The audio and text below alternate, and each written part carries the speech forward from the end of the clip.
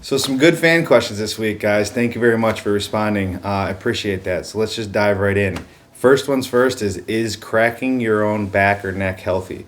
So that's always a question that we get here, and it's an important one to understand. And there's really, let me think about this. It's not that it's not healthy. It's just you got to be very cautious with it. Most people obviously don't know how they're or what they're doing when they're doing it. They're just kind of twisting their head and their neck and kind of hoping something cracks.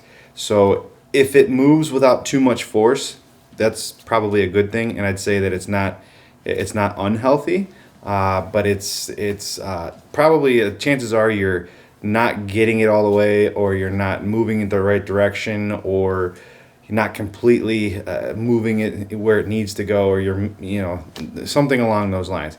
Something you have to understand is that every joint in our body articulates at different angles, different ways, especially in the spine. And when you take the neck, for example, which seems to be the number one thing that people crack on their own, the neck bones, right, the cervical vertebrae, they articulate at a 45-degree angle like this. So a lot of times you'll see people just kind of twisting their head this way, right? So that's just creating rotation, left and right rotation. But those joints move in three different planes. So they move in that rotational plane, forward and back, right? And then they laterally flex.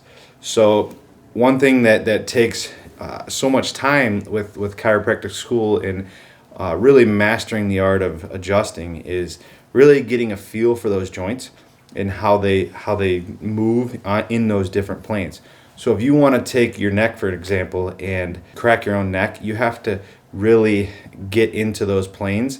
So applying a little bit of lateral flexion, a little bit of extension, and then the rotation comes in. So if you've ever been adjusted, you see that the way that your neck is being set up, there's a little bit of each of that. There's a little bit of lateral flexion, extension, and then the rotation comes into play, and then speed as well. So if you go too fast, if you go too hard, you go too soft, it's just something that if you try to do on your own, it's just, I always tell people just to err on the side of caution. I'd prefer you not to do it, but it's a biased opinion. It's probably more beneficial for you to go get it done elsewhere. And a lot of times you'll notice too that if you've cracked your own neck and then actually had it done professionally, the need to do it, over and over again kind of dissipates, and you'll notice that you're almost not able to get it as much anymore. So thanks for the question, Gordana. Hope that helps to give you the answer you're looking for, and we'll talk to you soon.